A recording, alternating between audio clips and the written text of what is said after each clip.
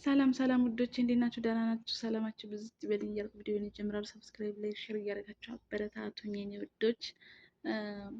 ዛሬ ማለት ነው ዩቲዩብ ዞር ዞር ስል ሳሚን አገኘሁት ማለት ነው። ሳሚ መቼም ታውቁታላችሁ፣ የስደት እህቶቹ የሚመክረው ማለት ነው። እና የሆነች ልጅ ማለት ነው 16 ዓመት ቪዲዮን አስገባላችኋለሁ። ለማንኛውም ሙሉን ባይሆን የተወሰነ ኮፒራይት እንዲያደርግብኝ ብዬ ሙሉን አስገባላችኋለሁ። እና 16 ዓመት ውጭ ሀገር ቆይቼ አንድ ብር የለኝም ማለት ነው። ሱብሃንአላህ 600,000 ብር ነበረኝ አለች። ከዛ ክፍለ ሀገር ቤተሰብ ላይ ሄድኩ አለች። እሱንም አጠፋፋሁት አለች። እሷ ራሱ እርግጠኛ አይደለችም ማለት ነው። በቃ አጠፋሁት ነው የምትለው። ለምን እንደምታጠፋው እርግጠኛ አይደለችም ማለት ነው። እና ዱአ አርጉ ማለት በአላህ ሱብሃነሁ ወተዓላ ለምኑት። እንዲሁም ደግሞ ሌሎቹን ደግሞ በምታምኑት አምላካችሁ ለምኑ ማለት ነው። ጌታችሁን ለምኑ፣ አላህን ለምኑ፣ እስቲግፋር ብዙ እናላችኋለሁ የኔ ውዶች ማለት ነው።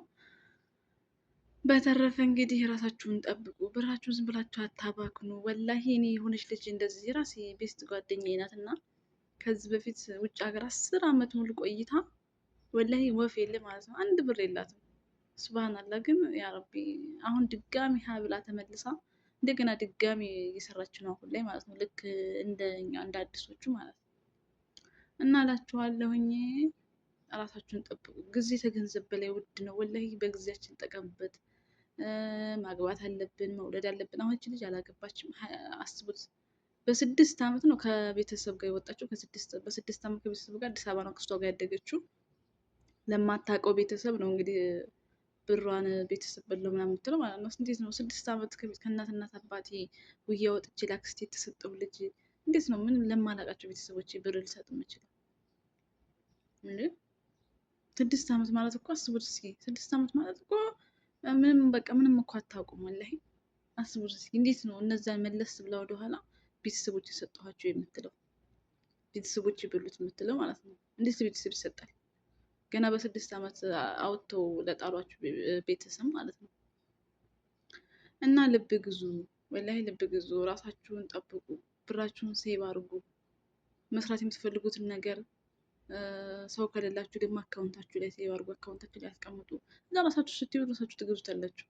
ምናልባት ሊጨምር ይችላል፣ ግን ደግሞ ምንም ከማጣት ደግሞ መቼም ብሩን ብትሄዱት ይሻላል። ወላሂ ሱብሃንአላህ። እና እህቴ ወይዞሽ አብሽራለሁኝ። ብስሚላ እና ተጠንቀቁ። ቪዲዮውን አስገባላችኋለሁ። ሙሉ እንዳላስገባላችሁ ደግሞ ኮፒራይት ያነሳብኛል ብዬ ፈርቼ ነው ማለት ነው። ያው የሰው ቪዲዮ ስለሆነ ማለት ነው። እና ለማንኛውም አበረታቱላችኋለሁ። ሰብስክራይብ፣ ላይክ፣ ሼር አድርጉልኝ የኔ ውዶች እላችኋለሁ። ነው አንድም ቀንም የሰው እጅ አላየሁም፣ በሰውም አልተበላሁም። ግን በቤተሰቤ ነው፣ ቤተሰብ የረዳሁ ነው። ግን የት ገባ ሳንቲሙን የት ሄደ ብትለኝ እኔ እንጃ፣ እኔ አላውቅም። እውነቴ ነው። እኔ ግራ ነው የሚገባኝ ራሴ ማለት። ግን የጊዜው ያው አመታቱን አስቆጥረዋለሁኝ። ወዴት ሄደ ወዴት ገባ አላውቅም። እውነቴ ነው። በስንት አመትሽ ተሰደድሽ የኔ እናት? በ13 ለምንድን ነው እድሜያችሁን ግን ቁርጥ አድርጋችሁ በምድ አድርጋችሁ የምትበሉ? እኔ አልወስደው ምን ያደርግልኛል? እኔ ምን ለምን ነው እውነቱ አይደለም። እግዚአብሔር በሚያውቀው 13 አመት ጥርጥሽ በቅሏል እንዴ? እግዚአብሔርን ነው። በ13 አመት ሰው ይሰደዳል እንዴ? የት ሀገር ነው ያለሽው? አዲስ አበባ ነበርኩኝ። ኧረ በእናትሽ እውነቱን አውሪ፣ ግድ የለሽም። ተይቁ እውነቱን ረሳሽ። አይደለም እግዚአብሔርን ማለት ምንድን ነው? አዲስ አበባ ነበርኩ ሳይሆን የት ነው የተወለድሽው? ደቡብ። ደቡብ ጉራጌ ሀገር። ለዛውም ጉራጌ። እኔ ጉራጌ አድሬስ ነው። የ13 አመት ልጁ ልጅ የመጣሽው? እግዚአብሔርን ነው የምልህ። እኔ የሚገርመኝ ነገር በ13 አመት ተሰደሽ በ16 ለምን እንደሆነ ታውቃለህ? ለምሳሌ በ6 አመቴ እኔ ከገጠር ነው የመጣሁት። ከዛ ከገጠር አመትሽ መጣሽ እንዲ? አንቺ ፍቅር ሲዝም ጋር ነው እንደ መጣሽው? በ6 አመት በ6 አመትሽ ከገጠር አዎ ይመጣሉ። ግን በ6 አመትሽ መጥተሽ 13 አመት ተሰደድኩ። መታወቂያ ከየት አገኘሽ? ፓስፖርት እኮ በ18 አመት ነው የሚወጣው። 19 18 20 አመት ብላ ነው ከአክስቴ ጋር ነበርኩኝ። አክስቴ አሁን ይወጣለች? ኧረ አለች። አልሞተችም? ኧረ አለች። አለች ታሪኬ ብዙ ነው እና በተረፈ እንድትሞት ትፈልጊያለሽ? ማእሷ ኧረ እድሜ ጤና ይስጣል። ለምን በእድሜሽን እኮ ነው ቁርጥምጥም አድርጋ የበላች። አንድ ነገር ልንገርህ፣ እሷ ሳትሆን እኔ ነኝ ጥፋተኛዋ። ጎበዝ። እሷ ሳትሆን እኔ ነኝ ጥፋተኛዋ። እኔ ነኝ ትናንትናው ሳይገባኝ እስከ ዛሬው ድረስ ራሴ ነኝ የጎዳሁት ነው እንጂ ማንነታችን ላይ እናትዬ፣ አሁንም ገና 33 ዓመትሽ። አሁን ራሱ ከነቃሽ ጎበዝ ከሆንሽ ጠንካራ ቆንጆ ነሽ። አሁንም ተነስተሽ ሂደሽ ጉራጌ ብልጥ ነው ቡናም ሽጠሽ መንጃ ፈቃድም አውጥተሽ መስተንግዶም ሰርተሽ ቀሪ ዘመንሽን ባላገብተሽ በሰላም ኖር። ሞኝ አትሆኝ። እሺ እኔ ወንድምሽ በቃሽ፣ ይበቃሻል። 16 ዓመት አይሰለችሽም? ይሰለችሻል። ስልጥጥ ነው ያለኝ። ነገ ኩላሊት ሻፕን ቢያደርግ አሁን ባንክ ስንት ብር አለሽ? 300,000 ብር። ምን ሌላ ነገር ያስቀመጥሽው ነገር አለ? ምንም ነገር የለም። እንደውም እሱም ነገር ደግሞ 16 ዓመት ሙሉ ሰርተሽ ቤት አለሽ ወይስ ከቤት ውጭ ነው? የለኝ። ቆይ መድኃኒት አድርገውብሽ ነበር? ያላቅም። ኦርቶዶክስ ነሽ?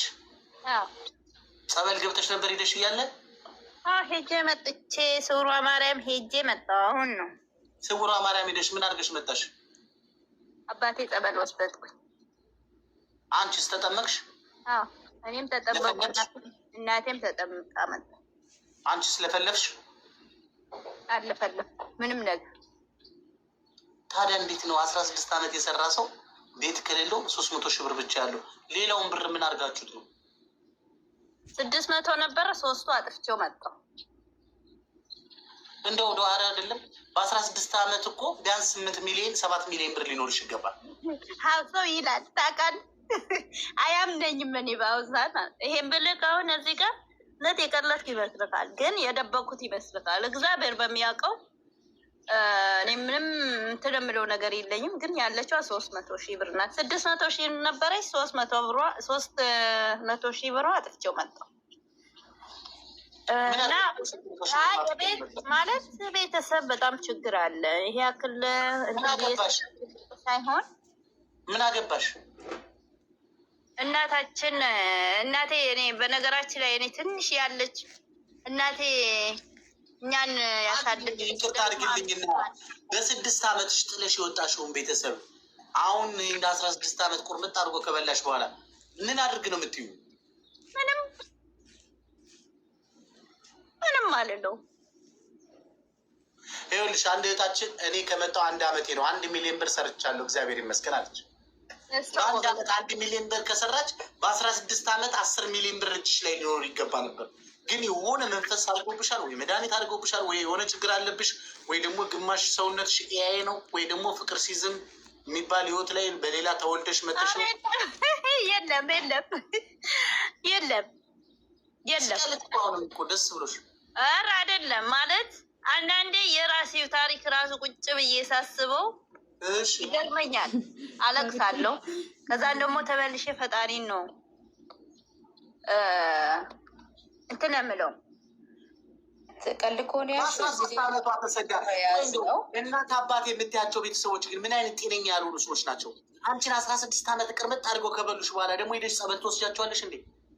ለምን ጎርፍ እንዲወስዳቸው አጠረኝ? በነገራችን ላይ እነሱ አይደለም በቅርቡ ሳይሆን እኔ ያው አክስቴ ያሳደገችው እኛ ሰው ራሱ በእንደዛው አይነት። አንቺ አክስትሽን ስም እንዳጠሪብኝ፣ የአክስትሽ ስም እንዳጠሪ እዚህ ቲክቶክ ላይ የእሷ መንፈስ እኛ ጋር ተጋብቶ እኛም እዚህ ሰው ሀገር ላይ እንዳንቀ የሆነ ነገር ማስደረገውብሻል እንዲ። አንቺ ምን ሆነሽ ነው? ዋ አንቺ እኮ 16 ዓመት እኮ ቢያንስ እኮ 10 ሚሊዮን ብር የሆነ ቤት እኮ ሊኖርሽ ይገባል። ሆይ ሆይ ብለው ተቆጥተው የሆነ ነገር ሊያደርጉልሽ ይገባል። እድሜሽን ጨርሰሽ ብዙ ነገርሽን ጨርሰሽ አሁን 300,000 ብር ብቻ ነው ያለችኝ። 300,000 ብር ልጄ ቅርምጥ አድርጌ በልቼው መጣሁት ያለሽ እንዴ? እንደቀላል ነገር ተይ እንጂ አትቀልጅ። አንደኛ ይኸውልህ ሰው ያስፈልግሃል። ይኸውልሽ ቲክቶክ 7,000 ሰው አለሽ። በጣም ነው የምታብራሩ። ሰው ያስፈልጋል። ሰው ምን ያደርግልሻል? አምላክ አለሽ አይደል እንዴ? አይደለም የሚሰራልህ ሰው ያስፈልግሃል።